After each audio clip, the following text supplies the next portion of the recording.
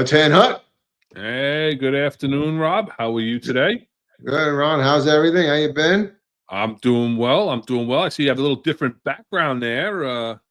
Yeah, I had to drive up to New York, so I flew in a V pattern, as most of the people coming up from the snowbirds coming up from Florida do. So Well, I appreciate you bringing the warm weather with you. that's it. I had to share it. It was too hot down in Florida, so I figured I'd share it with everybody up here. Yeah, good. We appreciate it. We appreciate it. We could use it. It's been nothing but chilly and wet and all kinds of stuff up here. In the last couple of days, it's been pretty nice. Yeah, yeah. So here we are again, another episode. Today, we're going to be talking about emotionally disturbed persons and the NYPD's training, as well as the way that they respond and the situations that our officers are put into, and the responsibilities of the supervisors as well, from the executive perspective. And as usual, a lot of stuff going on in the news, Oh boy, right? yeah. Yeah. So just, we touched on this, and Commissioner Tisch, one of her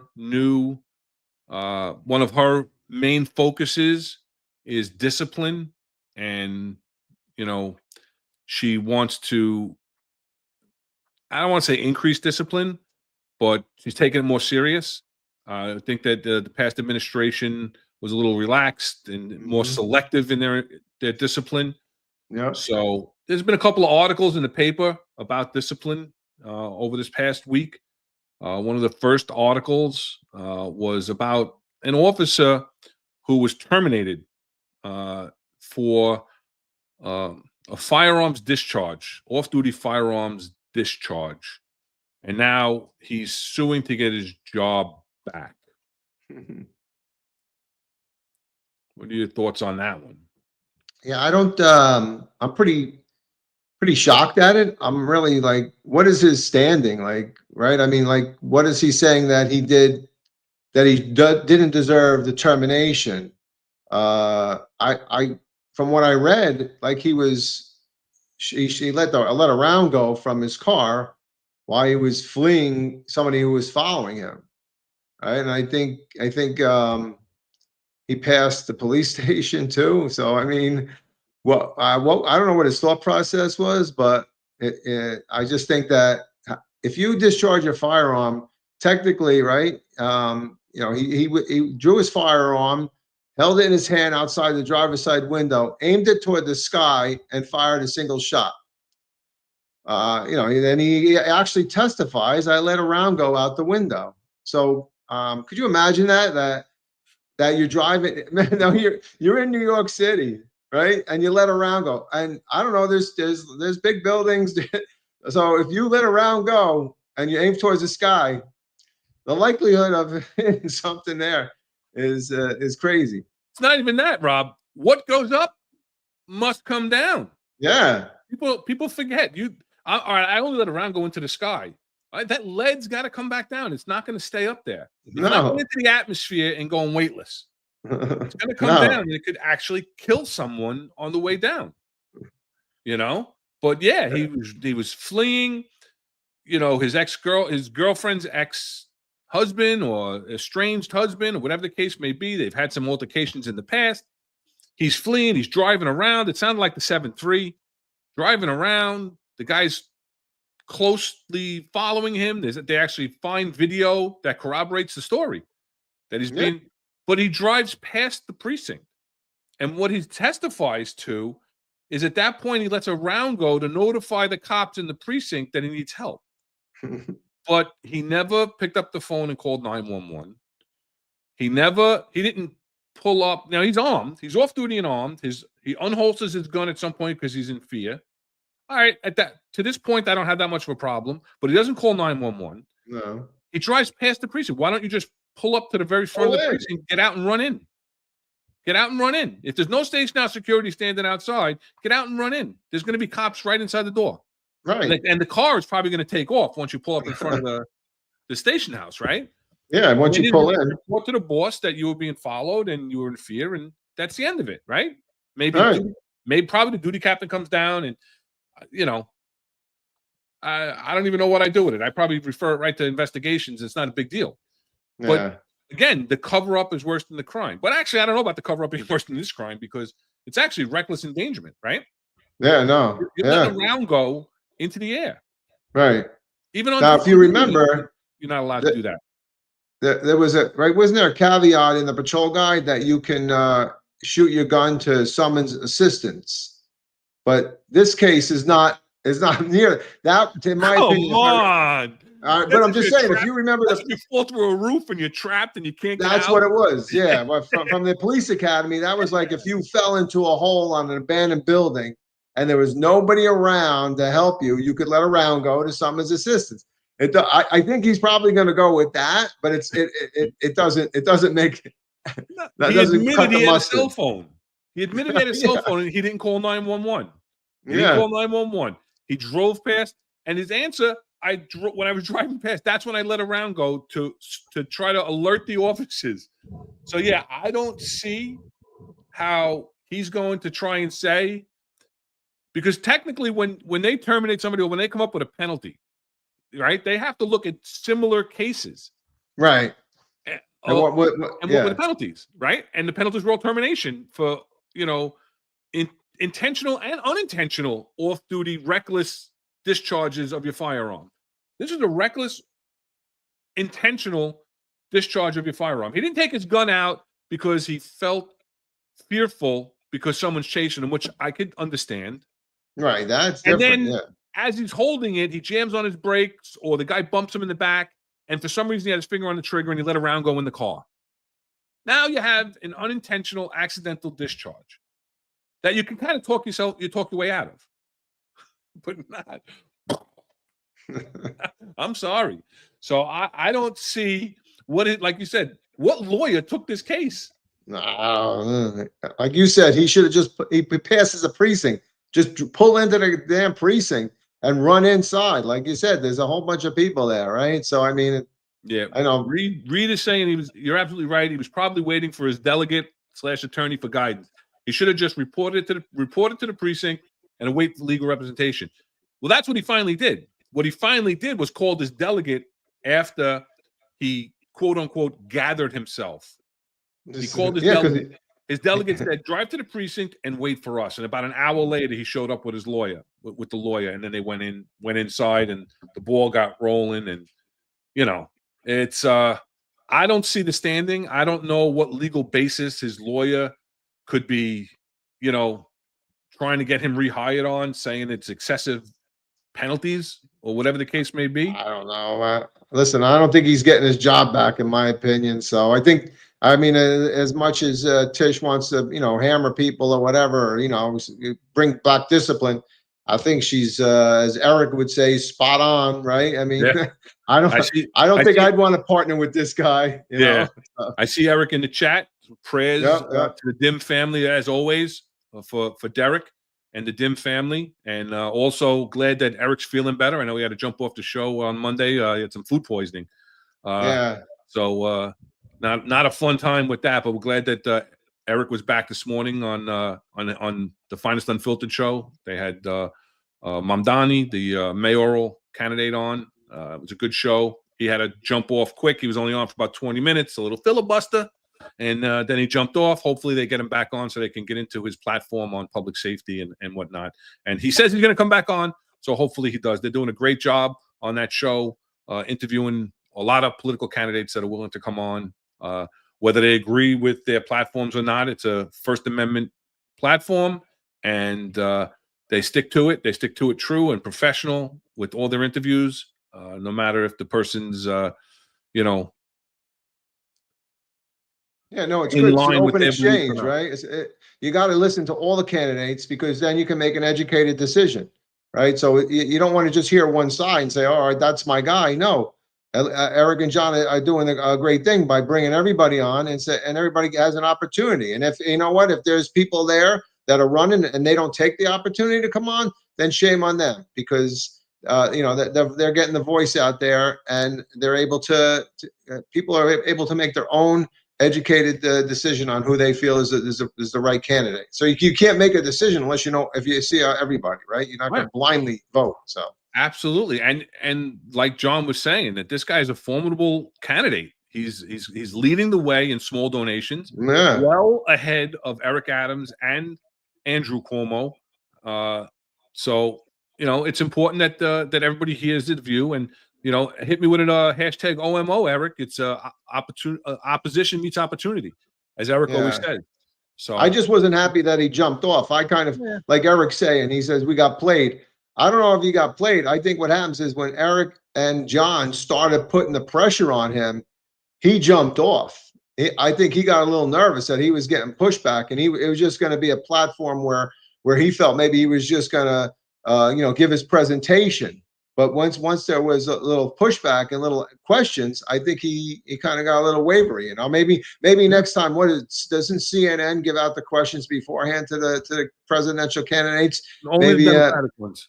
the only Democratic Only ones. Democratic Maybe Eric ones. and John could do that for him. Hey, listen, Eric and John have said that they will give the questions ahead of time. That they're not looking to harpoon anybody. I know. They're very very open, very honest on the platform.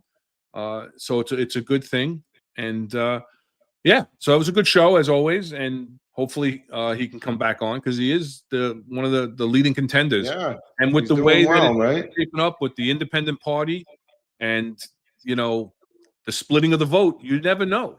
You never know. No, with that, People that say was that Curtis that. Sliwa doesn't have a chance, but you're Yeah. splitting the vote. You're splitting the vote pretty deep. It's tough. Yeah, the Working Families Party, the Independent Party. Yeah. It's interesting. So yeah, going back to Commissioner Tisch and the discipline, another big story in the news today, and I'll get into it. Was Deputy Chief Paul Saracino went and dropped his papers at the pension section, and when it comes down on what's called the daily sheet, it had a caveat of under a certain New York City administrative code, which stated that he retired because he had more than 20 years on and that he had been terminated. So yeah, pursuant to Chapter 514 of the laws of 2011. So because he had more than 20 years, it allowed him to retire with full pension benefits after being terminated and not being charged with a felony or a crime. So before we go any further on this topic, because I know we're going to discuss it, and I think it's important to discuss with the executive perspective. But in the spirit of full disclosure, I have to say, and as you know, Paul Saracino has been a good friend of mine. He was in my company in the academy. There's a picture of him and I at my retirement walkout. And so I've been friends with Paul since 1993. We were in the same company in the academy. We also worked in the 70 precinct together as cops. We were promoted up through the ranks together. And like I said, I know his family, and I'm going to speak openly and honestly because it's an important topic. It's very much in the news, and I'm going to give my honest opinion. And people may not agree. People might think that I'm biased because of my relationship with him, but I'm going to tell you what I feel. Now, this has been spoken about on John and Eric's show that I saw, and I kind of have the same feeling that he was the fall guy and that he was the only one they could get because Marjorie left and he signed the overtime slips for Lieutenant Ebbs. Epps. And I will say this, and then we'll get into our opinions on the whole overtime matter and his aspect of the overtime matter. That I believe, from my experience as an executive for so many years, and from things that I've done personally, that Lieutenant Epps was given the green light to do as much overtime as she wanted, as were a lot of other members in Marjorie's office, in Chief Shell's office when he was the chief of patrol. And the people signing the slips, I'm pretty sure were probably told, don't worry about it. They can get all the overtime that they want. So him signing those slips, I probably feel, was with the blessing of the boss, as we'll call it that, the blessing of the boss. And like I said, I've done it as a precinct commander. I've had a conditions team or an anti-crime team where certain members were killing it, and they were out there doing God's work, making collars, making overtime, right? Collars for dollars, making overtime. And then they also like to do barriers or other details for their programmatic overtime, as we called it, right? It's pre-scheduled programmatic overtime. And I would not take away the programmatic overtime from those people who were working hard. So I would make the decision, and I would tell the integrity control officer, the lieutenant, the operations coordinator, listen, these people are okay to go over. They're okay to go over, and I understand they'll come on the list, and I'll answer for it. And I have no problem with that. Now, obviously, it was never as excessive as making $400,000. But whether it's $400,000 or $40,000, if the boss says they're free and clear to make the overtime, it's not for me to question, and I don't consider it to be corruption.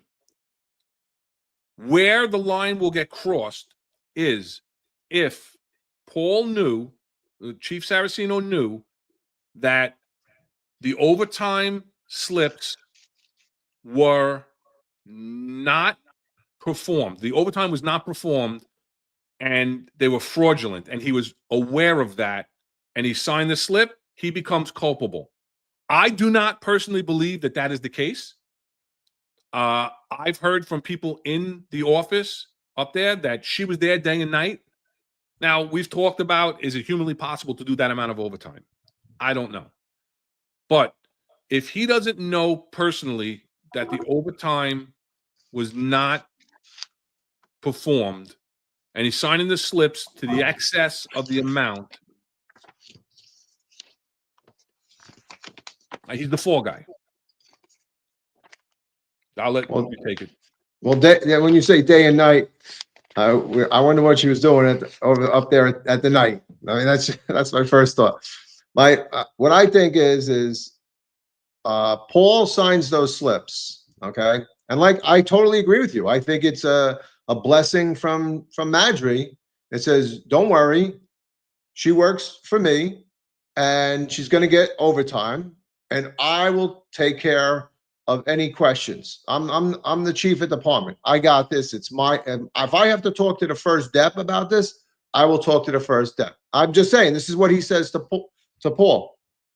And then what happens is, I think what happens is that he signs all those slips, and he's following. I've like you said, I've done it in the past when I've told somebody, hey, or they would say, listen, I'm going over the cap. All right, no problem. I need you to do this assignment. I need you to do this. Stay here and do it. And I told you a story earlier when I was in the 2-3 as a impact captain.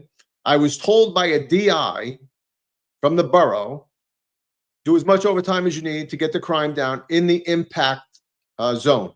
Okay, I got it, boss. No problem.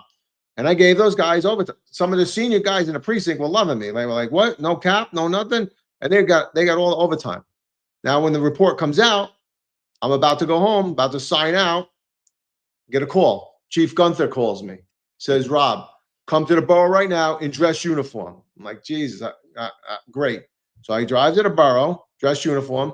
I go in, I go, Chief, what's going on? What's this overtime? Blah, blah, blah. You wrong. Why is this? How are these guys getting so much overtime? Now, I didn't throw the DI under the bus, right? I took it. I said, listen, it's on me, Chief. I apologize. I was trying to get the crime down in the impact zone. Gave these guys excessive amount of overtime. It won't happen again. Get the hell out of my office. You know how Gunther was, right? So I said, all right. But I was happy. I was done. It was a 5-second conversation. So yeah, we've done that. And what I think was what Paul did is he signed the slips, okay, under the authority of or the sanction by the chief of department. The problem is that not that Paul signed them. The problem is, in my opinion, is when they're doing an investigation, the only person, now you know that Madry and any of those people are not coming clean. They're not going to say, all right, Don't leave Paul alone. I told them to sign them. None of them, they don't do that. The chiefs don't do that. They all walk away and say, I had nothing to do with it. They Right? they backed the Not bus you. over, they backed the Huh? bus over him at the press Yes. conference with his lawyer saying, well, the chief knew nothing about the overtime. There was a commanding officer of his office that was the one signing the slips. Right. Right And there, gave it so up. he's the only one that signed the slips. Madry's signature's not on it. Teddy Fedorov is not on it. Nobody else is on it. So if you're gonna present a case inside the trial room or anywhere else, or terminate somebody, he's the only guy. He's the only guy that signed it. Not.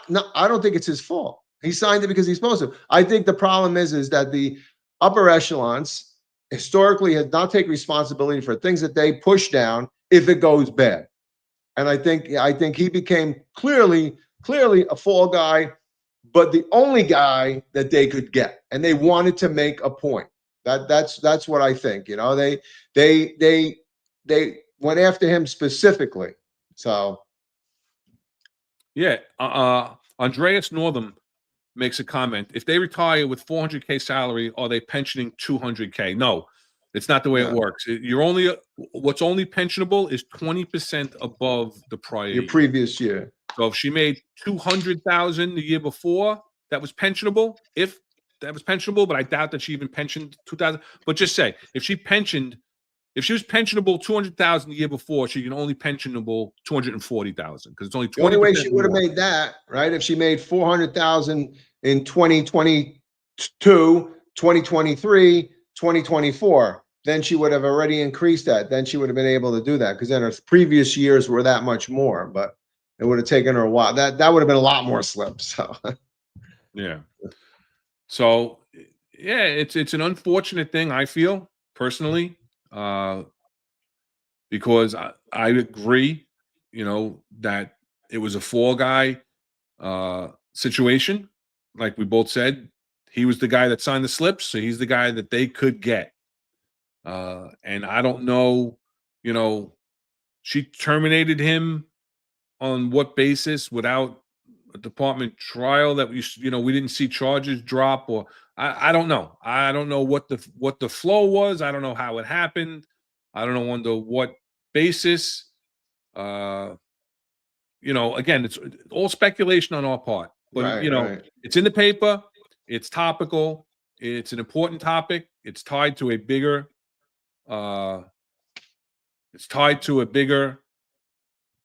investigation.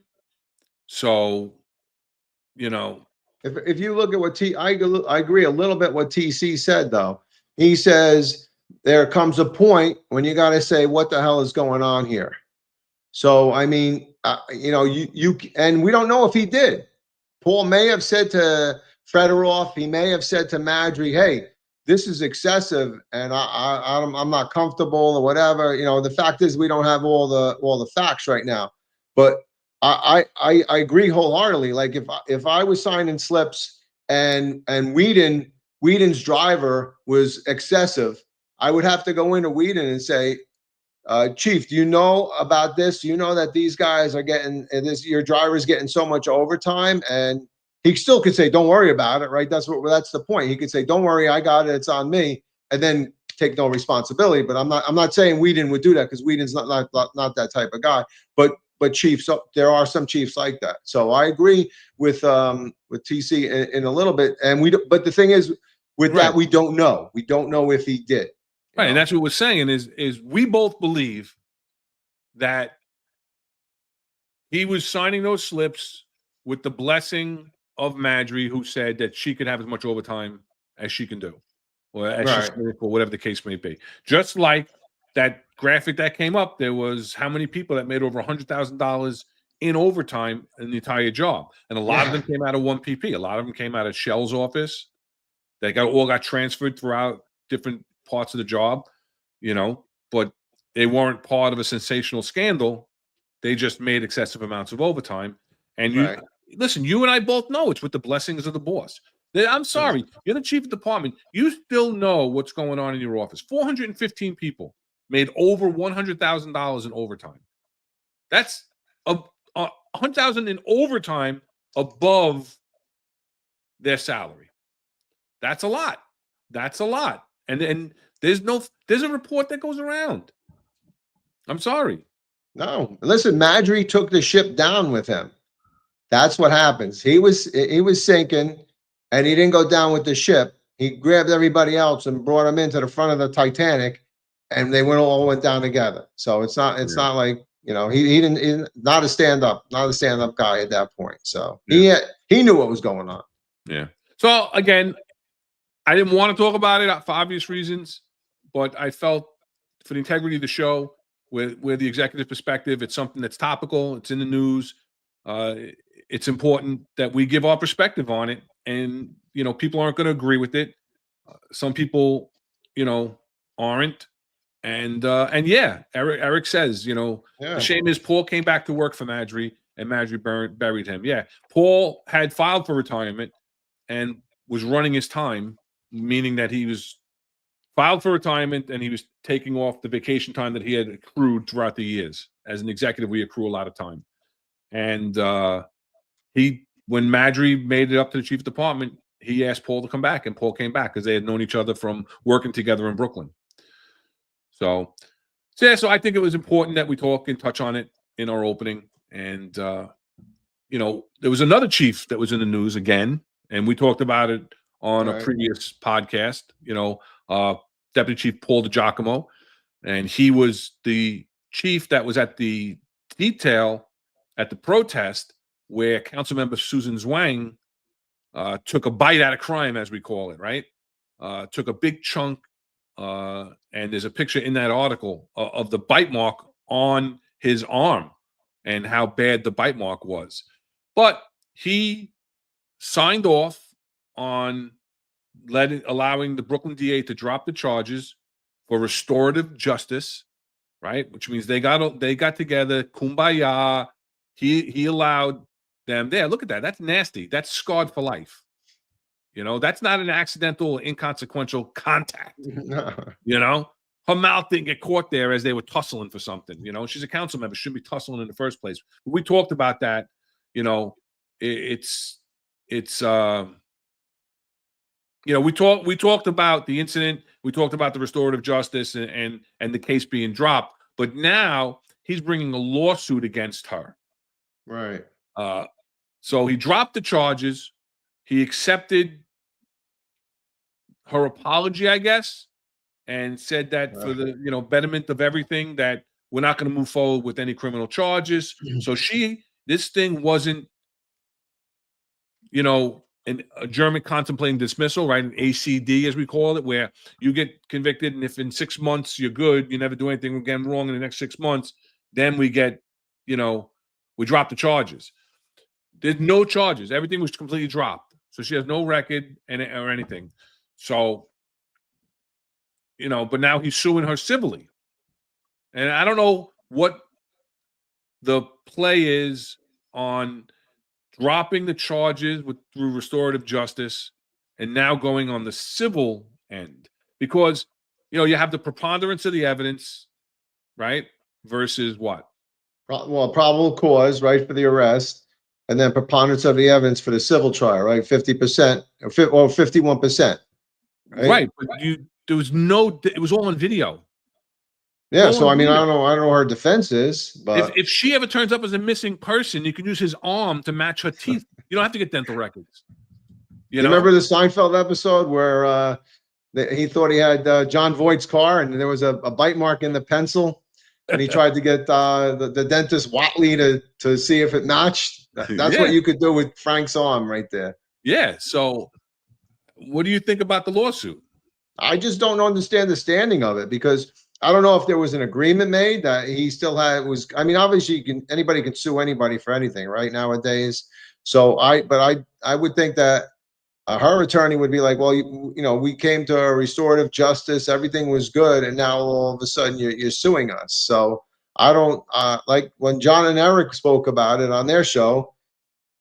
I said, is this so he gets a promotion? Like, does he put this lawsuit in? Is that seal his promotion then? And then maybe he gets promoted and he drops the lawsuit. I don't know, you know. So I just don't think that it has any. I mean, And I remember Pat Donahue in the chat when John and Eric did it. He was saying, is there a case? Is there a real case at that point after there's no criminal charges? Like, so I don't know. I could easily see it, and especially in the city, I could easily see a civil trial where where she can defend herself and says she was trying to protect somebody else that was being arrested and tried to stop him from doing his job. And I could see that trial, those people in that jury pool say, yeah, you know what, you're right, and we're not going to give you anything. So I mean, it's a weird dynamic. I think it's a pretty,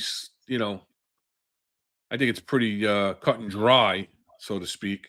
Well, you do, but you think rationally. Think about it. Some people won't agree with that. Yeah. So I mean, I'm not sure how I feel, because again, I said it on our show when we talked about him dropping the charges through restorative justice and what kind of message that puts forth for the rank and file, because I'm of the belief that it doesn't matter what your rank is. He's a New York City police officer that was assaulted while doing his job, and nobody should be assaulting us. And she should have been prosecuted. We're held to a higher standard as NYPD, right? As police officers, we were always held during our career to a higher standard. How is a sitting city council member not held to a higher standard? So now we have, a civil suit. So, hey, listen, maybe he can get a part of her defense fund because she raised a pretty penny in a defense fund. Yeah, right. But that, to your point, you had people that were contributing to her defense fund when, to me, she was indefensible. Yeah, I don't know. I just think that poor guy has. I mean, I would have maybe I would have been okay with, all right, knock it down to an assault 3, knock it down to conditional discharge, something, but to have the criminal charges completely dropped and agree to that, like you said, that sends a serious bad message to anybody that's going to be doing a demo that could hurt a cop. And every cop has to be aware that there's a chance that they could get hurt, and there's no defense for them, right? They're going to be ended up, through this restorative justice BS. So I don't know. I think it's a sad day. Like Eric had said, he has to. He's going to see his arm every day, right? His kids see his arm. Everybody. I mean, to me, that's not a war story I want to tell, right? That's not like, oh, look, and maybe if she got arrested, like, hey, or basically in the old days, she would have lost a couple teeth somewhere else. But that's not a war story. So I got bit by a city council woman, and her charges got dropped. And oh yeah, out of my civil lawsuit, I got $1. I didn't prosecute. Yeah, I didn't press charges. Is the way that should come out, because that's ridiculous. She didn't get prosecuted because he didn't push the issue. He didn't push the issue, and some people are saying that it was timed, where he dropped the charges and then he dropped the lawsuit.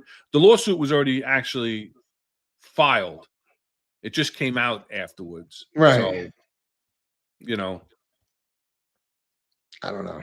He has to live with that we don't know what his mind, what he was thinking, and what he was promised, or if he was even promised anything. But I don't know. It wouldn't have been me. It wouldn't have been me doing that. No way.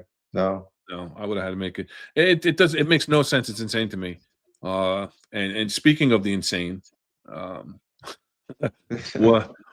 of the things that's also, very topical, has been in the news a lot. We've spoken about it on our prior podcasts, is dealing with emotionally disturbed persons. People that are not of their right mind, that are a danger to themselves or others. And it's a big deal.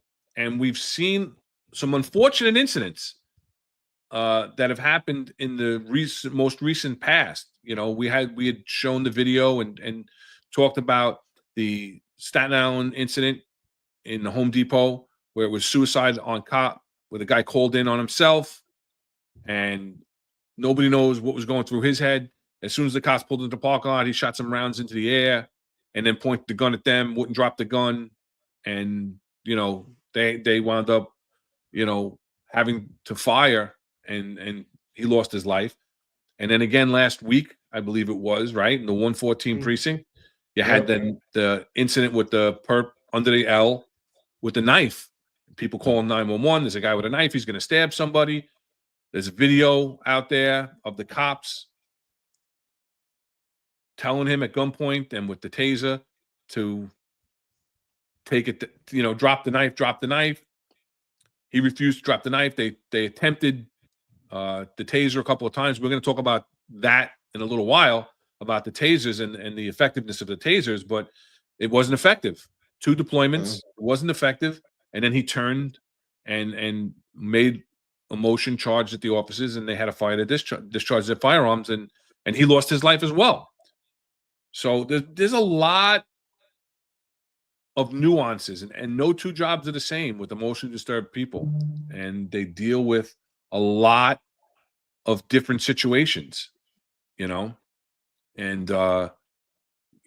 got on the job a little before me, Rob. What was it like, when you were a cop in the old 4-1? Well, I think we have a video of an old 4-1 job there. The officers roll up on a EDP on the corner.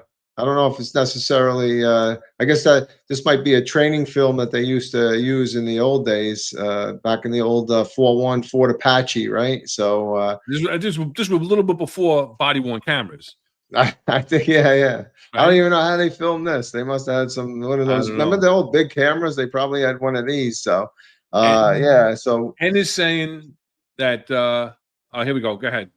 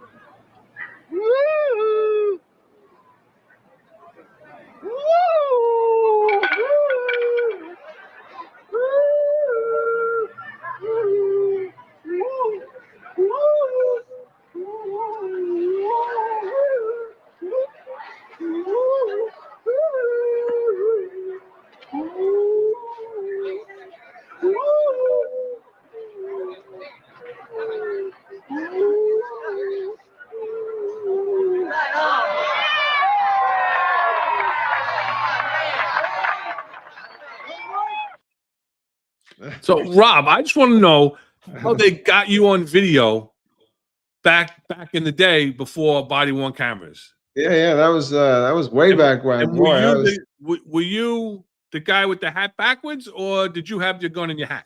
I had to be the guy with the hat backwards. There was no way I was going to do the other thing. Look at that other guy. The partner had enough sense to pick up the nightstick, though, and he had the gun behind his. He had the gun behind his hat. But yeah, I don't recommend that procedure anymore. I think it's changed a little bit. That was 1980 de-escalation techniques. Yes. Hey, if it worked, it worked. But yeah, he it's kind of funny. For those who don't know, that's from Fort Apache, the Bronx, obviously. And, we wanted to just throw that in there to show that there's different ways of handling situations, right? So there's a lot going on with training in the NYPD as far as how they want us, or how they want, not us anymore, how they want the members to respond and act, and they give a lot of different training. So there was a political article that came out, and it says in it that the police academy devotes at least 4.5 hours to teaching entry-level officers about policing the emotionally disturbed. And then there was a video about voluntary and involuntary transports, and it says that more than 90% of the patrol, transit, and housing officers have been trained regarding voluntary transports. So let's pull up that video and take a look.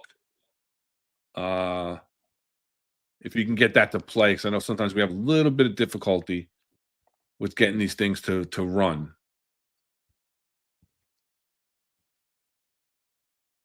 There we go. Members of the service interact with people in need. Sometimes these interactions necessitate a voluntary or involuntary transport to a hospital for medical or psychological evaluation because the person is mentally ill and is a danger to themselves or others.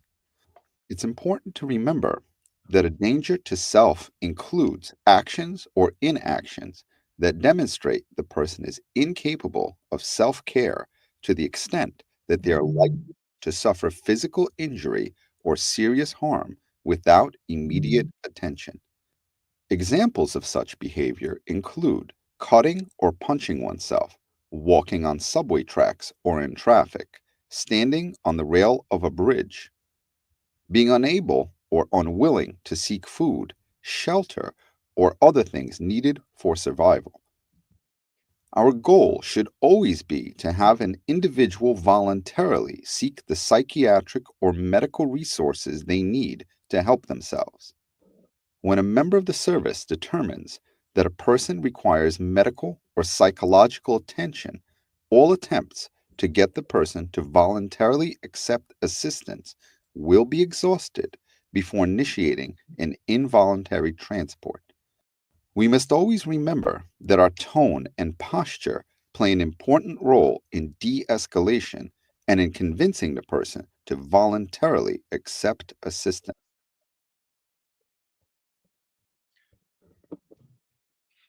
So, I mean, yeah, go yeah, ahead. I guess some of it's important there, right? You know, they send out a training video, but I agree. I just want to touch with really with HFL. He's 100% accurate.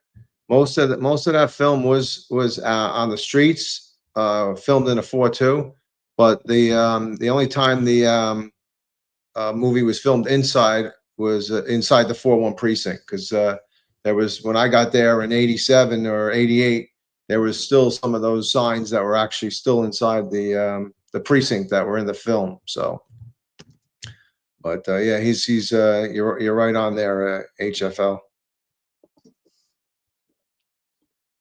Yeah, let me, Rob, just take it for a minute. I'm just trying to send something over. Okay. Yeah, so you see that how EDPs are a vital, you know, job, and they change from job to job. And I would consider EDPs the same as like domestics, right? So you know, when you go into a domestic call and you try to, eventually you might have to arrest an individual in the domestic call. All of a sudden, the family member who doesn't want who wanted that person arrested now jumps on your back and is fighting you to say, hey, I don't want that person arrested anymore. And you've already made the determination, and based on what you have to do, you already want to take that person into custody. So it becomes a little bit of more of a tussle.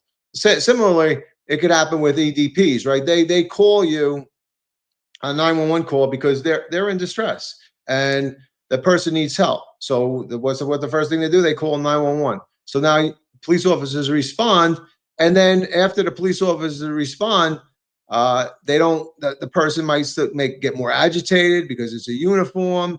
So they kind of end up, you know, getting a little nervous about it, and they also may be like, all right, the person's good, you can leave now. You know, we're good. But you can't at that point, right? Because you've already been called. So it's important that you know, the police academy does the training, brings in these entry officers, and shows them how to go through you know, policing a more emotionally disturbed person, because there is a huge amount of jobs. You know, previously I've reported that there was like 100,000 jobs. Now I'm understanding is over 180,000 jobs a year. So these jobs significantly increased, even though the city has said we're making ways to other than call the police, call clinicians, call different things, but all of that's it doesn't seem to come out. And like Eric Dim just says, exactly, the extreme push of de-escalation can actually have an adverse, causes more force to be used when you have to use it, right? So you're trying to de-escalate it, and then all of a sudden it gets crazy now, and now it expands exponentially, and you got to go to a greater force. I mean, that's where we start talking about use of less than lethal, non-lethal, tasers, everything else. So it definitely escalates, and because the EDP is non-compliant, right? Like John Latanzio, great guy from ESU Truck 3. I think you know him too, Ron, if I'm not mistaken. Maybe a little EMT work together, right? Many moons ago. He's spot on right there, as Eric would say. The situation can flip in seconds, and he's an experienced man, so he knows. Yeah, I mean, the job is dynamic, and it changes very quickly. And don't forget, when you're in those houses, you're a guest. You don't know the layout. You don't know where weapons are hidden. You don't know, and anything could be a potential weapon. For crying out loud, a pen could become a weapon. So you have to be very cautious.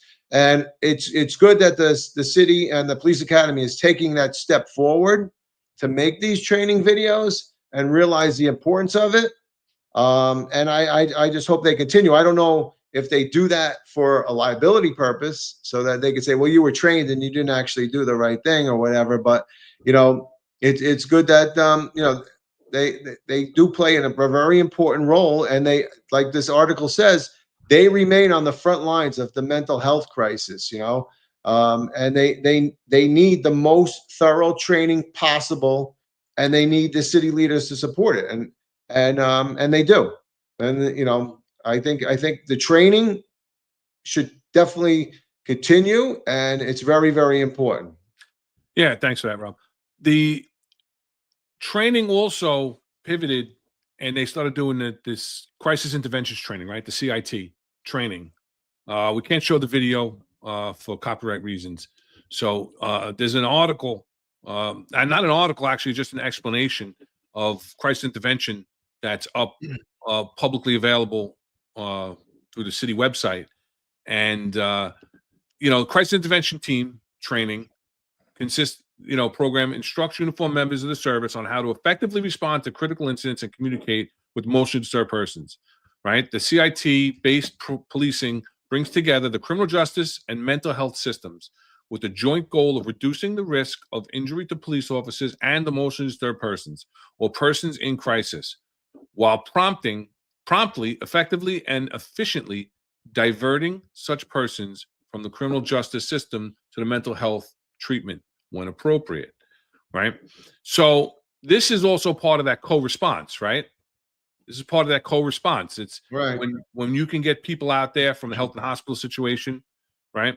Health and Hospitals Corporation to go out there with you and respond to help you out. But also these officers, and a lot of officers are trained in the CIT. Now, I'm not sure, and if anybody in the chat can tell me if they're actually teaching the CIT. It's a 4-day course, and that's in there also.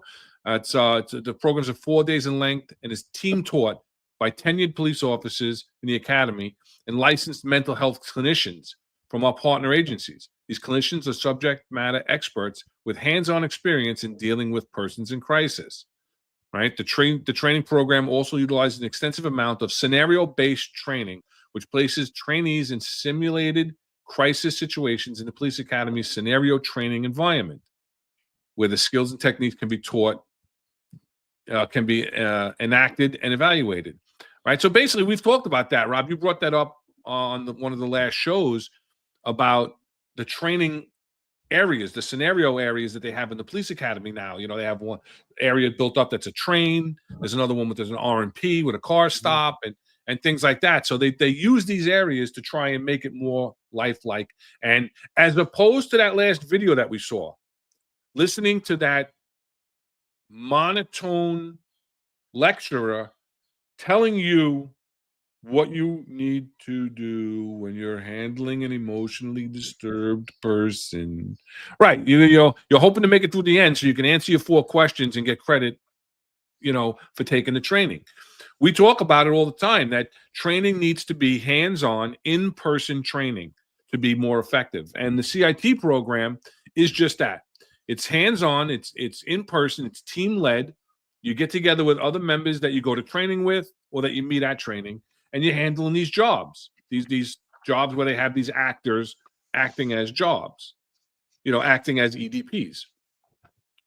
So I think that training is excellent. And then you're supposed to, right, in the patrol guide procedure, you're supposed to, as a supervisor on the scene, utilize CIT trained personnel when possible, right? Mhm. Unless I show up, you're not CIT trained, but yet you have a good rapport going with the EDP, then I'm going to keep you in place. Otherwise, I'm going to try and get, well,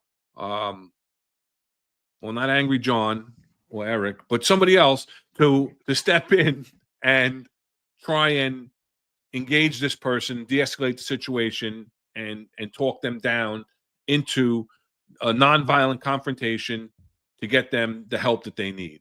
So this is very important training. And then at the end, you do like you do in the street, like ESU does, right? What does ESU do after a heavy job?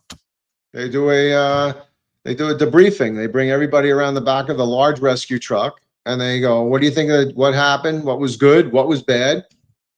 And I've been in those debriefings and it's very open. Like I would tell them, listen, if I did something wrong, I don't care what rank I am, tell me so that we can learn and go forward. Right. And everybody goes through and it's positive and negative. And what happens is if it's really serious enough, we'll bring it back to the specialized training school and say, hey, listen, this is something that we need to go forward, either on ESU refreshers and or when the new class comes in, this is a better procedure. This worked or this didn't work.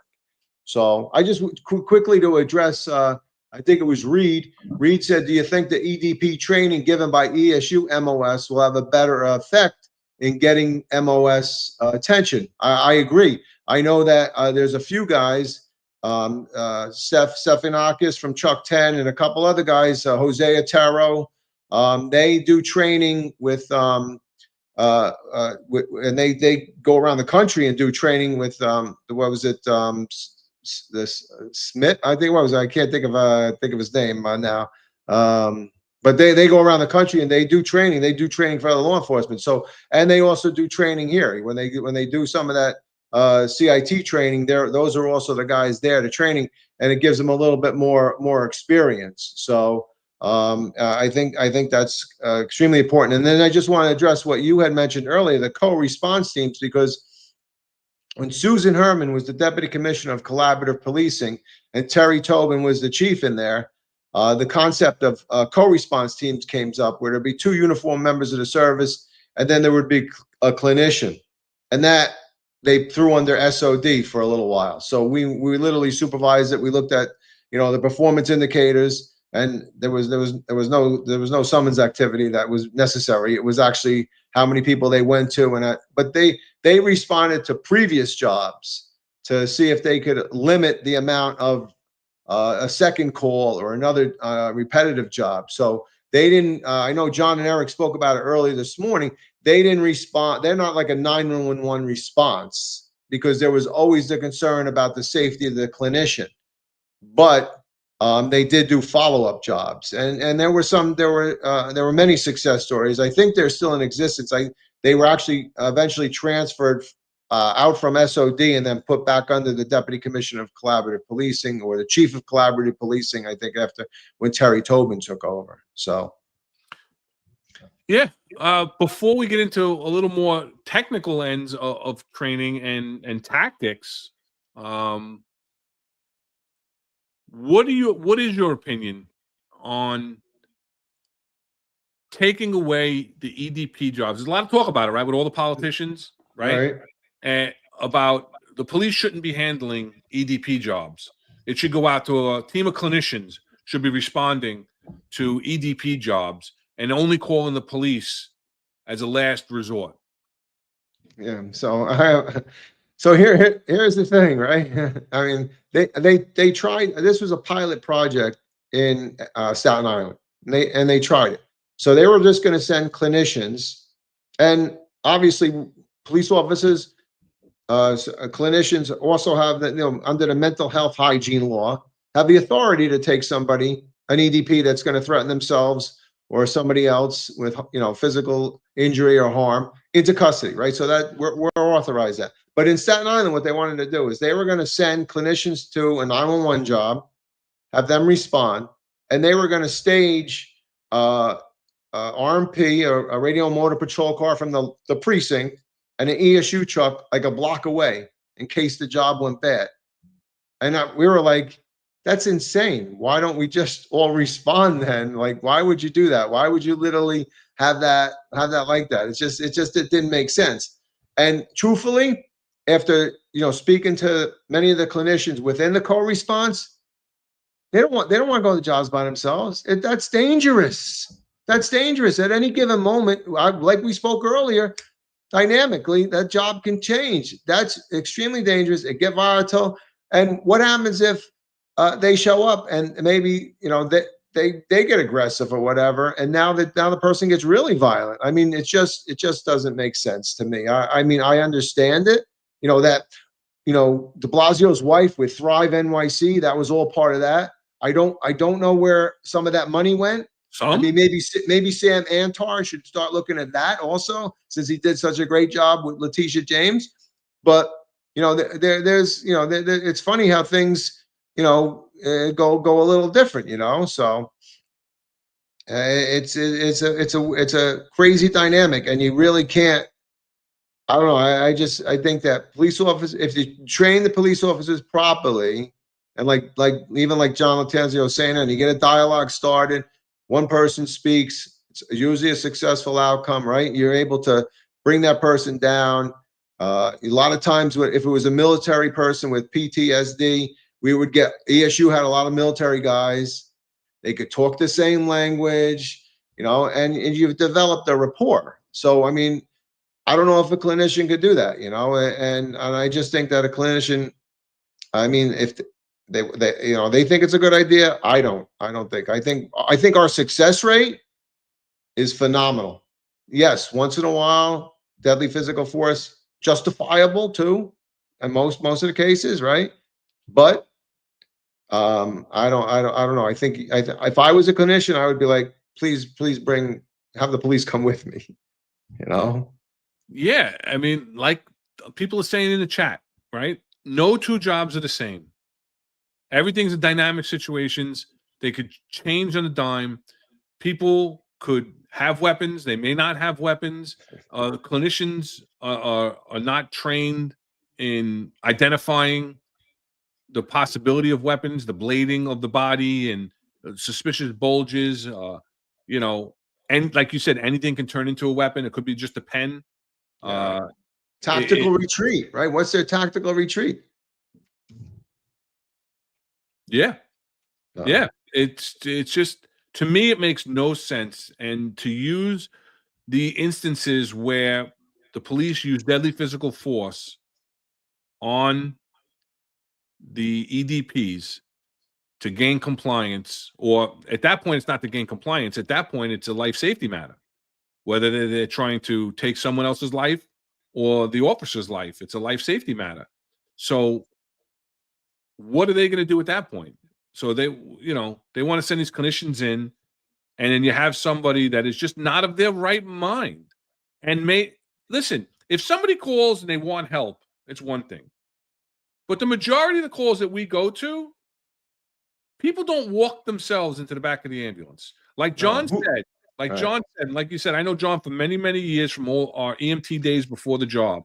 And it is a matter of, if you can talk them into the back of the ambulance to be a voluntary, right? Voluntary and involuntary transports is what that video was about, right? But getting the handcuffs on somebody that doesn't want to go to the hospital, that you deem is necessary to go to the hospital. And even with the co-response, right? even with the hotline that was set up through the Health and Hospitals Corporations that officers can call for recommendations whether a person is or is not a danger to themselves or others, because that's the threshold, right? They have to be a danger to to themselves or others, or incapable of self-care, right? They can't care for themselves, they can't get food for themselves, anything like that. Then it's our job, it's our duty to take that person into custody to get them to the hospital to get the proper care. But even with these clinicians and even with the hotline, who has the ultimate say? The NYPD. Mm-hmm. The NYPD has the ultimate say whether a person is fitting that criteria. So the training is important. The training is imperative. And the CIT training is a good step forward. I agree. I agree with any kind of hands-on training, 4 days, hands-on, scenario-based training, classroom training, dealing with clinicians. I have no problem to hear clinicians out, to have clinicians critique certain interactions that you have in a scenario-based situation. But I think that type of training is the type of training that you need. You need that in-person training. All these videos, I'm sorry, it's checking the box. It's checking the box, you know? And listen, we're just over an hour into it, so let's make sure we hit that like, subscribe button. We enjoy the comments. We try to interact as much as we can throughout the show. And so just like, share, and subscribe. If you're watching us on X or any other social media platform, if you're watching us on YouTube, share the link. Go into the share on the bottom, share that link, send it out to anybody else that you can get out there. Let's get the show out there to people. If you enjoy what we're doing, we appreciate it. We appreciate it. Thank you, Terry. I beat you to it. Usually Terry's the first one to tell us to hit that and smash that like button. But we appreciate your support as always. But Rob, let's move forward now into a little bit more. Can I just go one back though? Because I think it was in 2014, with that Thrive NYC, they were supposed to establish diversion centers. And what that was, you know how when you take an EDP and then you involuntary EDP, you put them in the ambulance, you got to ride in the ambulance with them. I always loved the part of the patrol guy said, if you had more than 2 EDPs in the ambulance, you'd have more than 2 MOS. Like, what kind of job you going to where you're bringing the whole family with you as EDPs? But when you got to the hospital, right, you had to stay with the EDP. You had to clear them medically. Then you had to go to the psych ward. You had to take your gun off. You had to, put it secured, go in and wait till that person got admitted. And in some hospitals, it could extend tours, right? So this diversion center was supposed to, I thought was a great concept. The diversion center was supposed to be, you got an EDP, willing to go at a certain, talking or whatever, take them right to the diversion center, boom, they're admitted. You go 98. And I think that would alleviate a lot of problems, like, with us as the NYPD, probably other law enforcement, if you have to sit with that individual, that you don't waste the manpower or the personnel sitting and waiting. And, and what happens after these places, the hospitals aren't really made up to take these people and bring them in. What they probably talk to them a little bit. The person's already calmed down, right? Because you and I, we've already done that dialogue. We've already de-escalated everything. Yeah, we brought a sane person in now, right? We made them sane. So now the doctor's like, nothing wrong with the guy, released. Now they're right out again. So they don't get the help that they really need. The problem to me is not with the police department.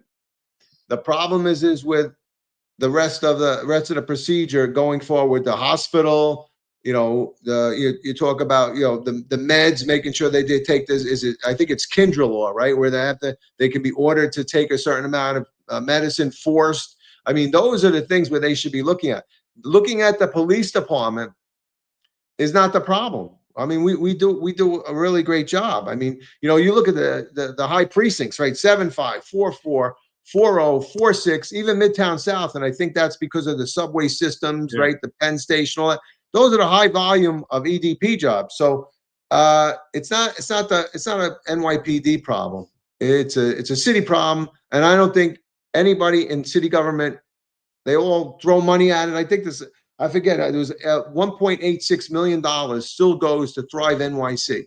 And people complain about it because there are no metrics to understand what they're doing. So let's fix the problem. You don't need to tell cops they need clinicians. You don't need to do all of that. It just seems to be that they're going after, what's the easiest target, right? Is NYPD, right? It's just ridiculous. Don't worry about the gangs. Worry about the NYPD that has a gang database, right? So it's always hit the cops, hit the cops, hit the cops. It's just ridiculous, you know. But I don't. You didn't? I mean, I'm sure you dealt with EDPs, right? And every rank. I mean, how did you feel? Listen, like everybody's saying, everyone is different. Everyone is different. I was never a big fan of not handcuffing No. because they were so and you had that option, right? Yeah. Even they're voluntary. I used to love. You had the cops that would never go into the hospital. Everybody, hey boss, don't worry about it. It's voluntary. 55. For those of you who don't know what 55 is, it's a routine ambulance job, right? That's the radio code for a routine ambulance job. 55, or 97H to Kings County, voluntary. You don't even follow the bus. They don't even follow the bus, and next thing you know, you're getting an 85 from EMS because the guy's bugging out in the back of the bus. Bad things have happened. I've seen it time and time again. So I was never a fan of once you're there, you got to do it the right way. You got to do it the right way. Guys that want to take shortcuts are ones that get themselves or somebody else hurt. Definitely, and so, unfortunately, you do what you have to do.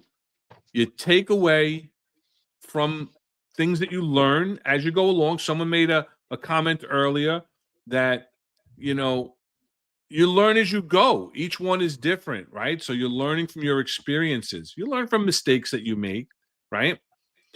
And you got to follow procedure and you got to do what you have to do. Because when things go south, like John says, the job is going to throw you under the bus. And, the tragic example he's given is, you could, were you in the issue at the time? For which one? For the lieutenant. Yeah, I mean, I can tell you, I wanted to save it for when we actually talk to the clinician or the doctor but I mean, I could just briefly tell the story. I was Inspector Dean, who was the CO at the time, was sick. So I was the acting CO of ESU, and Mike Piggott, great guy, came on the academy with me. Such a calm, great going guy. And there was an individual, Morales. I think I am Morales. He was up on one of those rolled up gates, over a storefront, completely naked.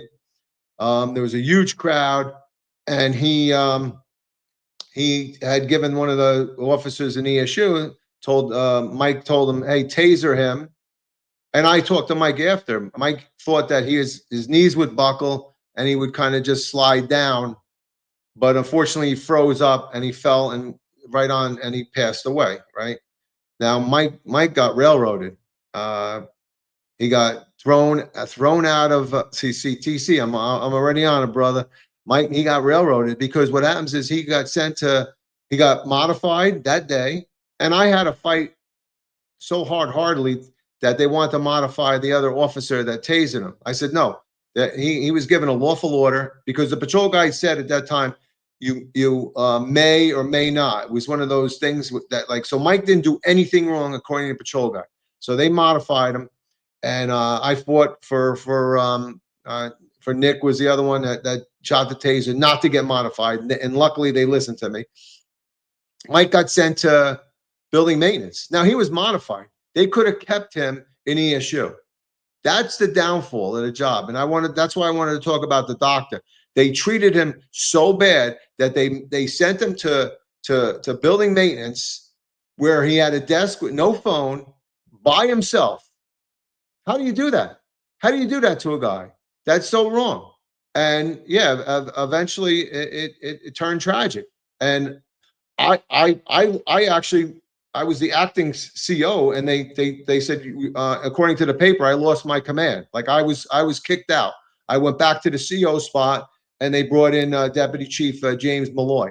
So, but the whole thing was tragic, and the job just completely reacted inappropriately and caused another tragic scene.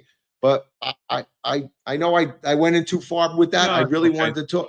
I wanted Yeah. to talk to when that doctor comes on. I think that's going to be a great episode. And I wanted to bring that up on how you treated after. You know, it's sad. It's sad the way the job treated him. And to this day, you know, whenever I think of Mike all the time, and it really hit me hard because he was such a reasonable guy. He had kids, everything. So I mean, I don't want to get too much, but Yeah, you know, no, I appreciate it. And what just for the audience, what Rob is talking about is an episode that we're working on.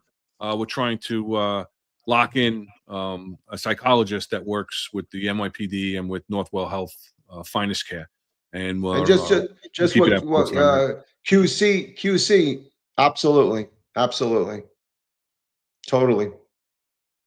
So about not Camadana? TC, QC. Is it QC? Yeah, QC. QC Beast. QC Beast. Yes. Chief Camadana. All I'll Playing a say role. is yes. Yeah. So, Yeah. All right. You know, sometimes we hit on things that we don't expect to talk about. But listen, we're here because we care, and you know, our passion comes out. And you know, that was something that I personally didn't know you were that intimately involved with. And yeah. you know, but it was you know, yeah, it's difficult, and it's not, you know, sometimes these incidents, we don't agree with the way the job treats people. We don't agree with the way discipline is doled out. We don't agree with the way that mental health is treated also when dealing with discipline. And that's something, like I said, we'll talk about, because we're going to do a whole episode on mental health, and we're trying to lock in like a great guest on that. So look for that in the near future. But let's pivot away from that just a little bit, and let's I'm gonna tap into you a little bit more, because at one point we saw the effectiveness, right? Like, listen, I was an executive since 2003, and I've been to a million EDP jobs as a sergeant. A lieutenant, it was a little different because I was a lieutenant in transit, so the EDP jobs are a bit different in transit. But you know, on patrol, you deal with a lot of residential EDPs, right? And when we talk about, you know, we hear you use the words tactical retreat and getting back out, right? Isolate and contain, big words in the patrol guide, things that we talk about. You know, when you see certain confrontations through body-worn cameras that's released after the fact, and you know, we question sometimes, you know, you call it Monday morning quarterbacking, but again, we break down videos when we do break down videos, and we talk about instances, not to critique and to bash the officers involved, but to give our opinions from our perspective, from our experiences, so that hopefully somebody else will hear it and may not repeat the same thing, and may realize there are other options. And when it comes to tactics, I mean, that's why, you know, we flip to you, your experience with SOD and emergency services. And one of the things that came out was using the wedges and the ropes and getting them out into the RMPs. And I totally underutilized to this day, I'm sure. Totally underutilized. And I'm sure there's people in the chat that don't even know they have them in their car, or they may not have them. I don't even know, to be honest. But why don't you talk about that, and talk about the use of the rope, usefulness of the rope and the wedges for the audience. Right. So if you've ever been on a ESU job, they always use a rope. They tie off the door. And why? Because that establishes their control of the door. That individual can't come out. That individual, because what you do is you actually, when you tie off the door, you pull it towards the frame of the door, and it's extremely difficult for anybody to pull that door open, right? So because you're using the leverage of the frame. So that person now is inside, and you have control of the door. So that person can't run out with a knife in their hand or any other type of weapon, right? They're stuck in that, they're stuck inside that apartment, and you can now start conversation with them, because now they're gonna want to talk, because now they can't see you face to face, so you're gonna be able to establish that rapport with them.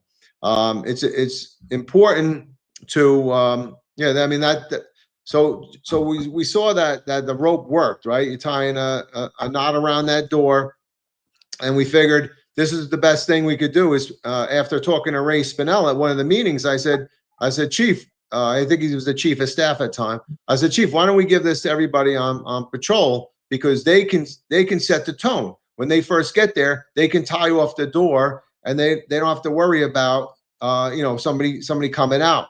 And he thought it was a great idea. And I said, well, we can also put in a wedge. So this way, if there's let's say you're at a door, like most commercial establishments, the doors swing out, right? Because of fire and everything, a code. So you could put a wedge there, and then you kind of control that door also. The other thing you could use the wedge for is if you're ever go to a housing development, and you were the first sector in, and the door shuts behind you, most of your backup has to ring every bell to get back in, and you hope that somebody buzzes you in, even if the buzzer works. But you could also use the wedge there also. So there's multiple. Also, like an active shooter, right? If an active shooter in a school, you can wedge open a door that automatically shuts, so that additional backup can come. So thank God for Ron Zadalis, a great guy. He worked in SOD. He was able to get purchases with a small amount of budget, get the bags, get the rope, the wedges, get everything. And we ended up putting everything out and sending it out to all the radio cars throughout the city. It was transit, housing, and PD, and put those all in the cars so that they would be attached to the small plastic shield, and then they could personnel could tie the door off and slow the job down, so that ESU could come and take over and take control of the door, use the same rope or whatever. So I thought it was a great concept. I don't know if they still have them.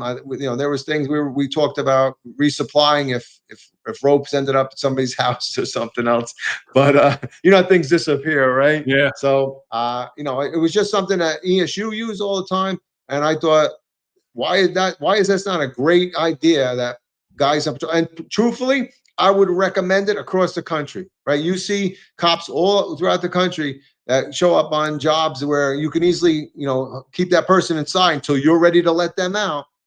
I think it's a great idea. And don't forget, you stand off to the side of the door, so you're out of that fatal funnel, as they call it. So if any shots or anything else, they're going to be shot at the door, so you're also protected. So that's my little blurb about that. But I think it's a great idea. I agree with you. And, just I want to hit on a couple of comments. Mike Freed is in the comments. How you doing, Mike, today? My mother-in-law says hello, by the way. And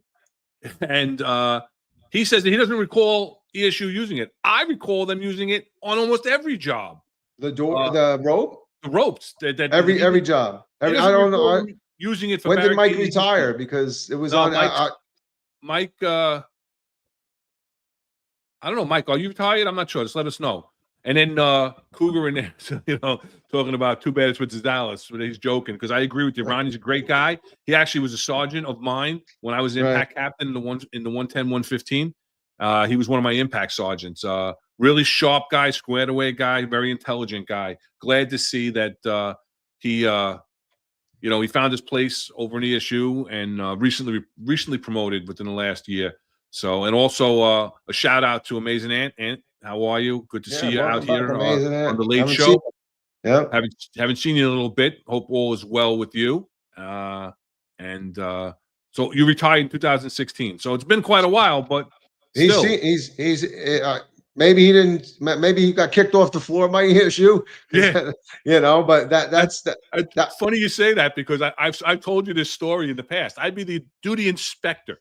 Full bird, biggest patrol guy on the scene. So technically I'm the incident commander, and I'd go up and I'd be on the floor, whether it's in housing or it's just a, multiple level dwelling.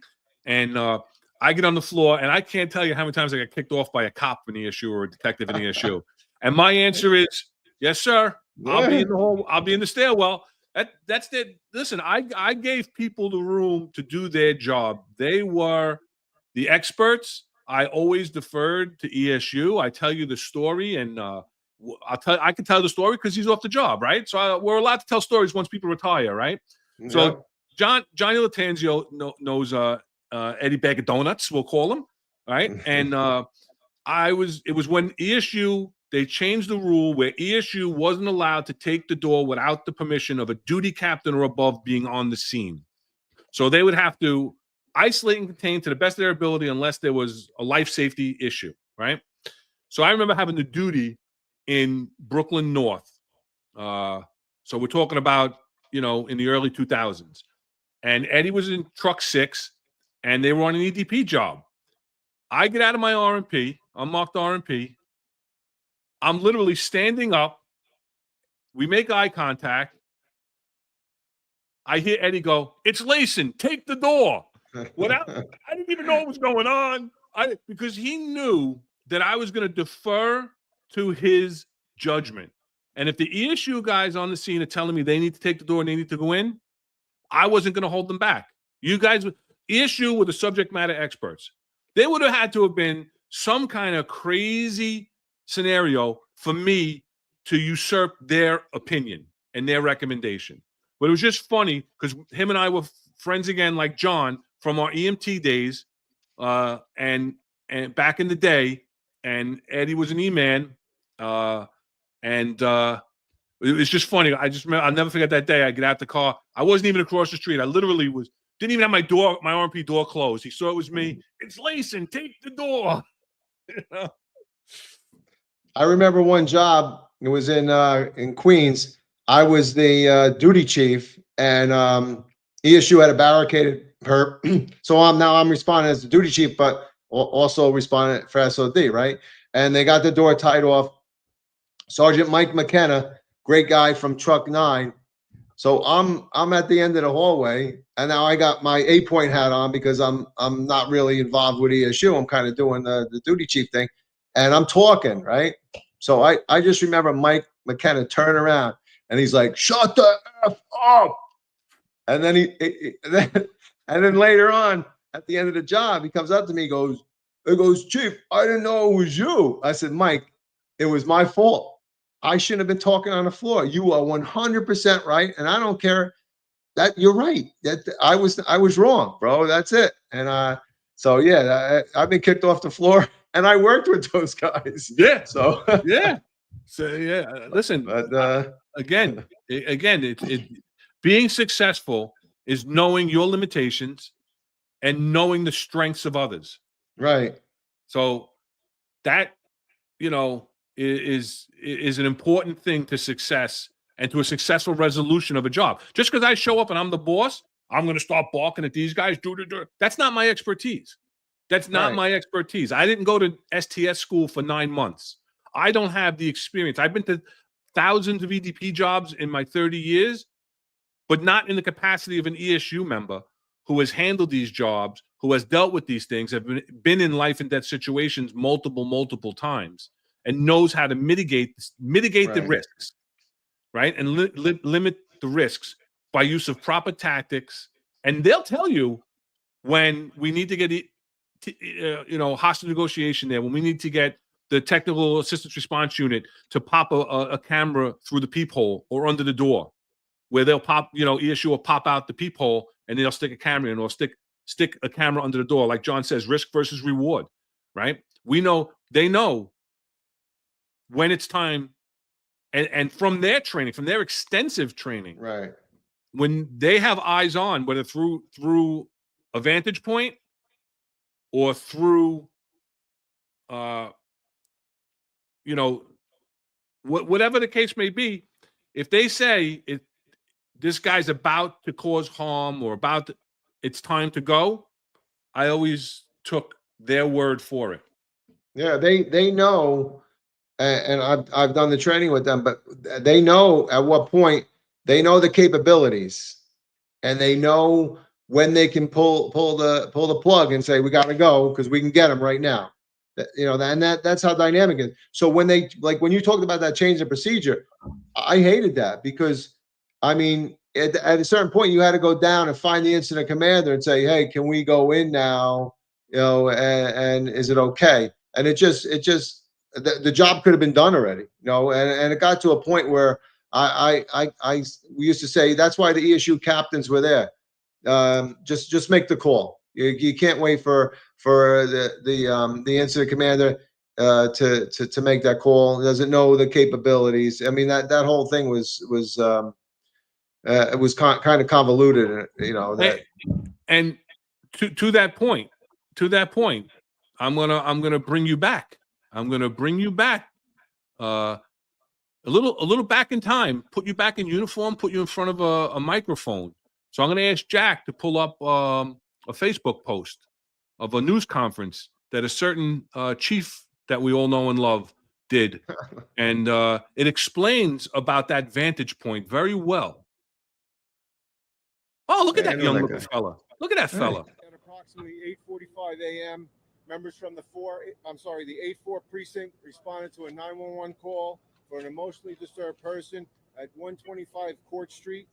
Upon the arrival, the officers went to the 9th floor apartment door, knocked, and received no answer.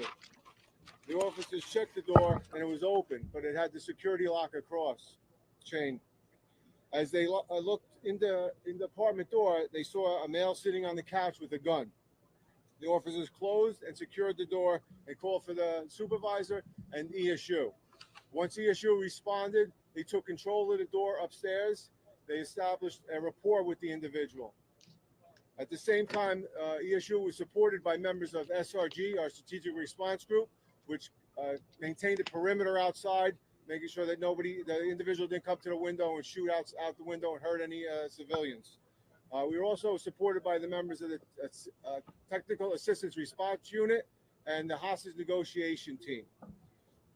Once we were up on the door, Taru then instituted their drone technology.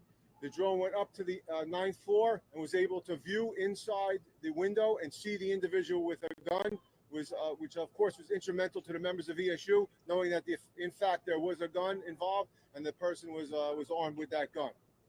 At this point, I just want to turn. Hey, that was me. There we go. And I do want to make a point. That was 2019. And they were talking about the first time use of drone technology to get up to the window, to give you a vantage point.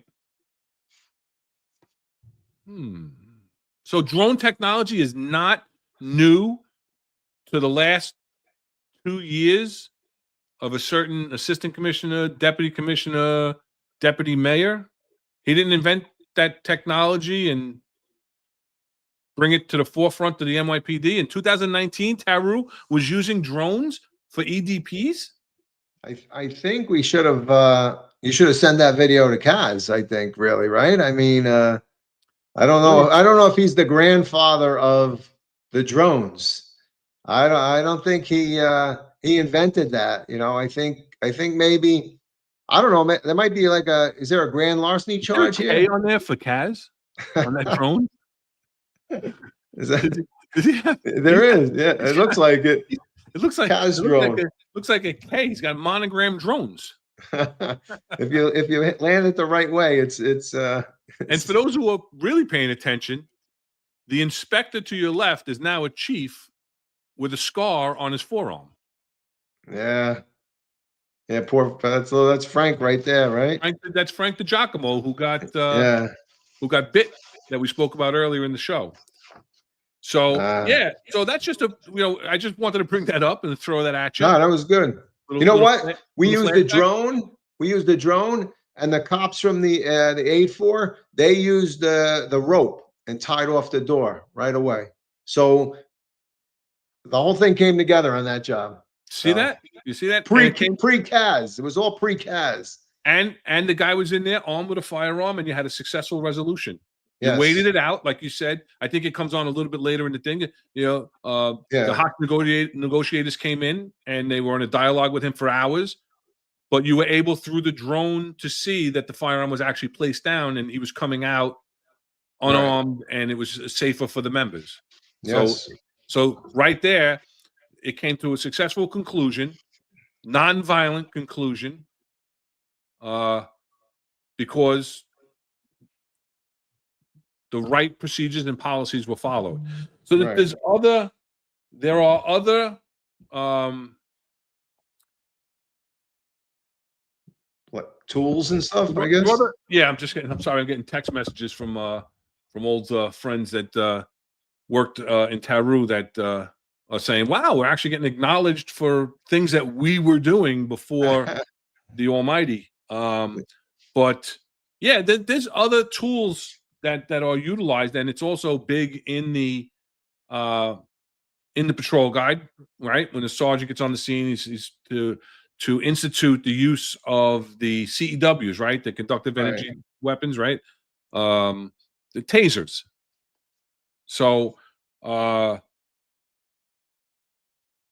there's something. We're going to bring up another video. We like videos. We're going to bring up another video, and there's another Rob video, and this is something that I want you to talk on, because again, we talked about the ropes and the wedges and how Ronnie Zadalis was able to find the funding and got the approval from Chief Spinello, who was like you said, he was the chief of staff at the time, and he approved the purchases to get them out to the members in the field, right? Because we talk about equipping our members with the best possible resources to come to these positive conclusions. So why don't you talk about? You want to show the video and then we'll talk about it? Yeah, we can show the video first. That'd be good. Because this is some technology that could possibly be instituted and be used by members of the service to de-escalate and to have a situation when you're close up with somebody, get taken into. That was the personal video. Not this one. The personal video that I sent out. The cell phone video, Jack. I'm sorry. Jack's shout out to Jack, producer in the background. Always helpful. And we couldn't do it without him. He's we send him a lot of stuff, so there you go. This is the one. And remember, this is a cell phone video, so I can talk to him. That's a real concern. Take it easy, right? If he's here, I can still operate here. It doesn't work on Roman. So he'll kill him. It's essential to operate. Do it again. Do it again. He goes, do it again. Just because it's two gloves. One glove's enough. You can't do it with one glove. Let's see with one glove. No, you can't. Roman, if you want to keep doing it. Hey, I know. We've done ourselves many times. Okay. So see if he goes down again. I'm trying to cuff him. Nope. Fingers don't. Nah, they won't hurt you.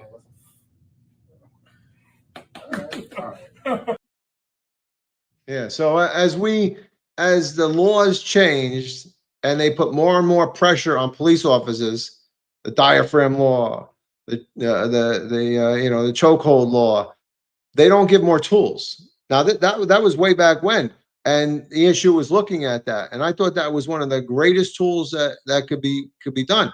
And I don't think it should have been limited to ESU. I think everybody on patrol. Think about how ineffective or how ineffective tasers are. I mean, I hope you'll talk to us about some of the statistics for us, but that person was just touching that person. Imagine grabbing somebody's arm and that person just had to go to their knees because of the similar to a taser. They're actually like taser through the hands. And prior to that, you saw Jose Otero like touching them, and there was no effect. But as soon as you wrapped your hand, that person went down. So I think that there's tools that the NYPD can give out to help the members.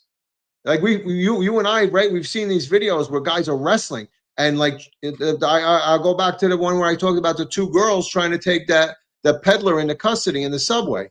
Had they have that, boom, person's down, right away, and a lot better, I think, than the taser, right? So, but I mean, you know, if you want to, you know, what's your thoughts on the taser, right? I mean, well, listen, my day of the taser, I was never trained in the new tasers, those yellow tasers. My days of the tasers were the old black boxes where they went everywhere except into the perp. You had to be like on top of them to get the taser, you know, in and effective. But I loved them as a sergeant. I used them and I took them and I use it often. But yeah, from the 2023, this is from the 2023 use of force report that's put out by the NYPD. And it shows that there was 1,396 total discharge incidents, right, that were categorized as intentional. And of them, right, of these intentional CEW discharges, 65.7 were deemed effective. Now, you hear Eric, I don't know if Eric's still with us. You hear Eric talk about a lot of times, you know, 49% ineffective and everything else. The research that I've done, I found anywhere from 30 to 40% ineffective taser deployments, right? And so the NYPD is reporting 65.7% are ineffective. However, go to the next one. There was a study that was done that shows, right? They went to the largest departments to show the wide range of effectiveness in due part to varying definitions and measures, right? So, for instance, the LAPD counted every trigger pull as a taser usage. Other departments, such as the NYPD, only track each officer's tasers, not the trigger pulls. Consider an incident in which an officer shocks a suspect with a taser 3 times. On the first 2 times, the attempts fail to subdue the subject, but the third one does. In LA, the effectiveness rate would be 33%. 3 trigger pulls, 1 incapacitation. In New York, the effectiveness rate for the same incident would be 100%. 1 officer with a taser, 1 incapacitation. So right there, they're reporting 65% effectiveness, but how many times do the members have to discharge that taser? More than once. So that effectiveness rate, to me, is not a true number. And it tells you right there that tasers are not as effective as you think. They're effective when they're effective, right? But there's so many different things that could come into play that they become ineffective. If you're too close, they're ineffective. You have to have a certain distance between the prongs for them to be effective. So if you're too close, ineffective.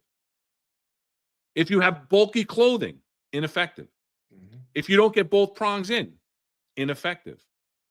Sometimes people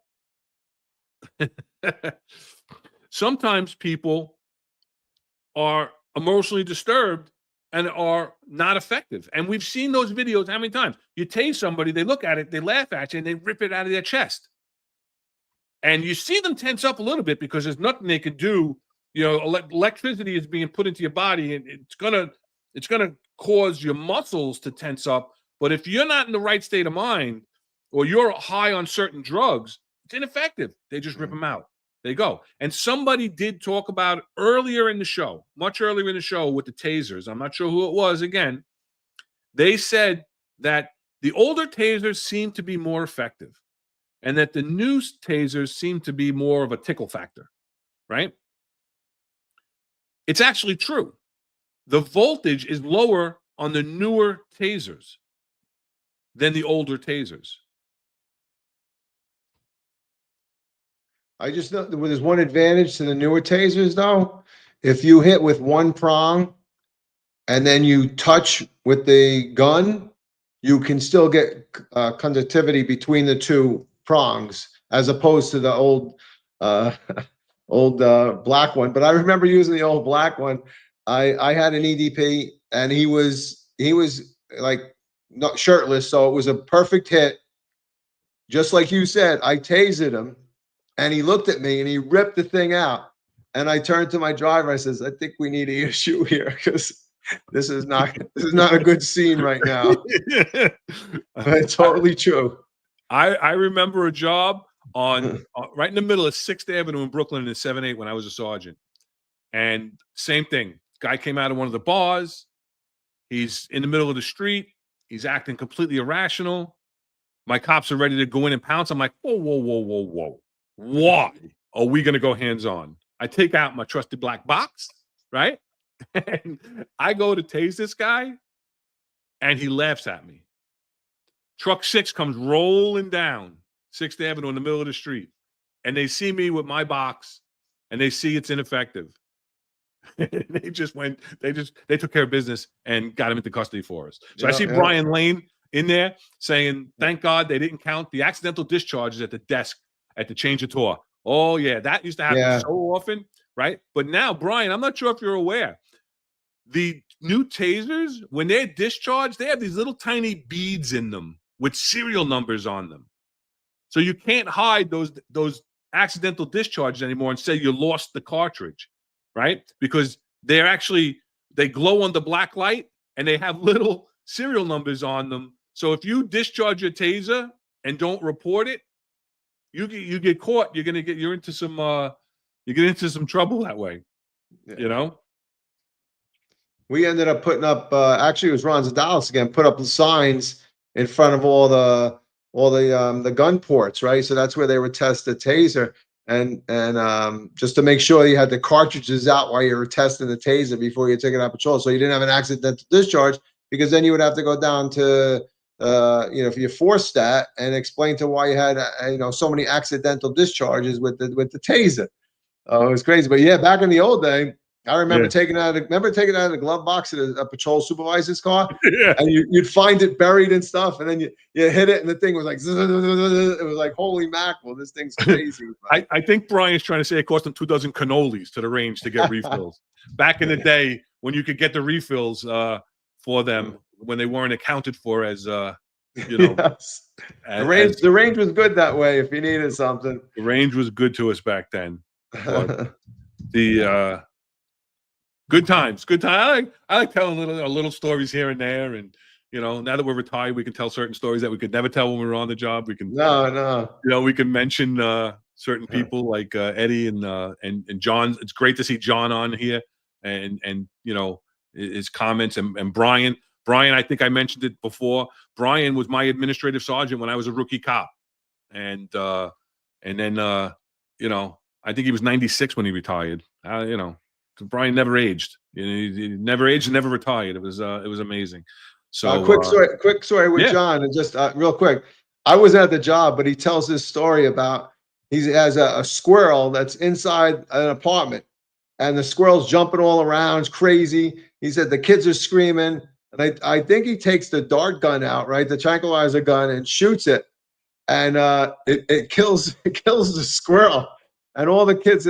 They don't know what's going on, but I think John pretended it was still alive. It's like, he's fine. We'll take him out. And I was cracking up. I think that's the story. I kind of remember that, but great stories, So yeah, listen, we're making some light of some things, and but it's a very serious subject, and we want to just get we're getting these stories out, talking about what it was like on the job, back when we were cops and sergeants and lieutenants and whatnot, and having some fun with things, but it's very difficult. How many? Jesus, 4 unsubstantiated. It's only one complaint. One complaint. That means it's substantiated. No, unsubstantiated, my friend. One complaint with 4 allegations. No, they just couldn't prove it. And that was look what year it was. I got on the job in '93. That complaint was in '94.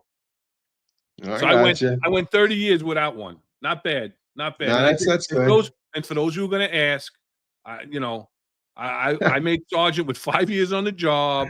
I had over 120 collars, so I made some collars.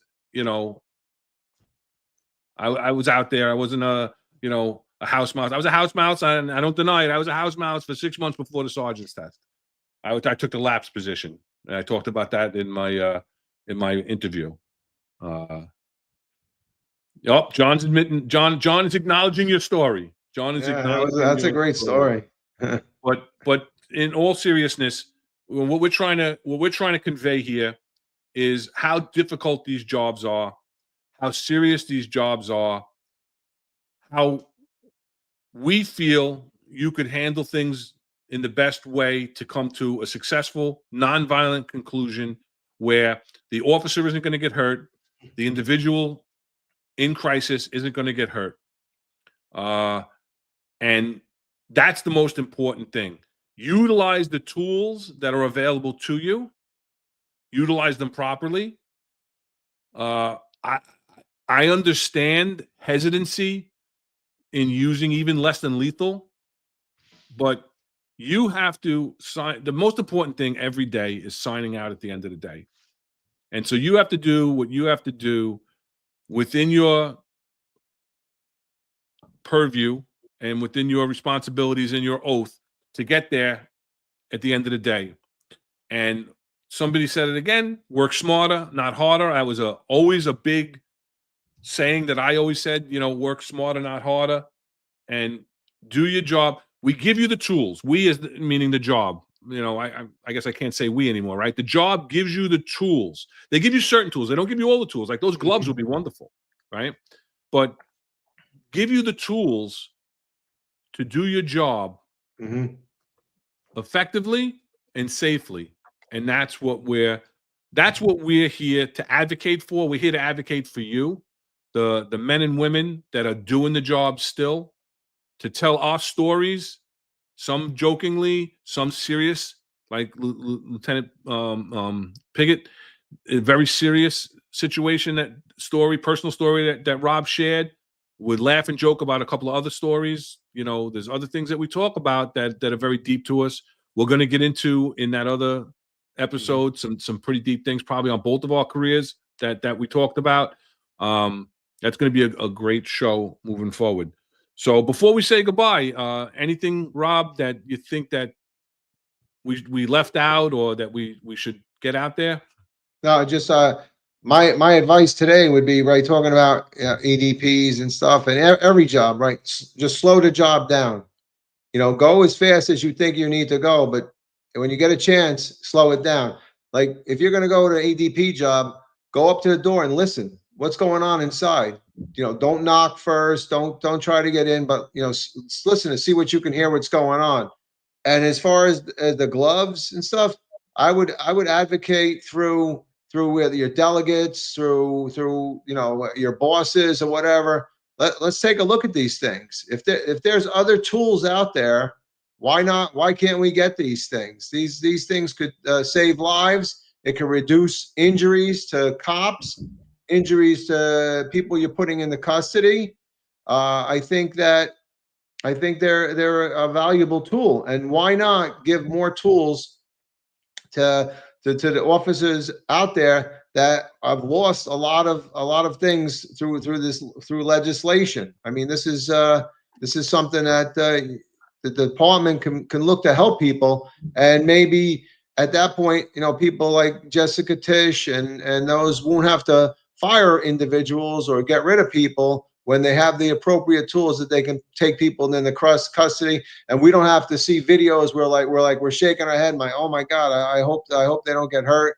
I hope nothing happens to them. But I mean, I think it's important that you advocate for these things, and just remember, and not only. And my last statement is just a general statement, Ron. Is just that remember that John, Eric, Sal, Marlon, Ron, and myself are advocates for you, right? We can speak when you can't speak. We watch when you can't watch, and we hear what you're told not to hear, right? So please, reach out through through emails and stuff. Tell us what you need. We're here for you. I think this podcast, Finest Unfiltered family are here for you. So we just want you all to be safe and have a safe career. Yeah, I agree with you 100%, Rob. Can't add more to it. That says a lot right there.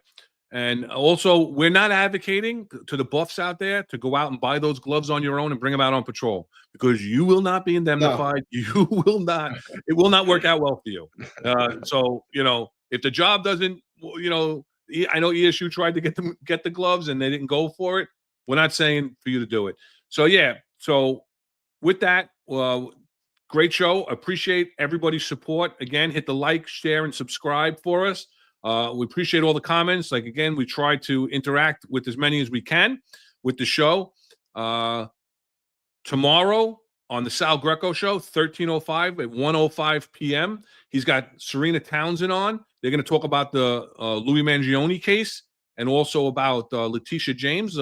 Serena Townsend has been a guest on his show several times. She was a former deputy commissioner over in corrections in charge of the discipline, and now has a private law firm. Great guest, very engaging conversation. So we recommend highly check out that show. You can go in and you could put on the notifications on the Finest Unfiltered channel, and that'll come up when the show comes up. You get a 30-minute notification. So Sal has that tomorrow. Friday, Eric and John will be on with 2 other guests for the Friday roundtable. And then we'll be back next Wednesday at 5:05 p.m. with the Executive Perspective. So for now, thank you very much, everybody, and be safe out there. Thank you.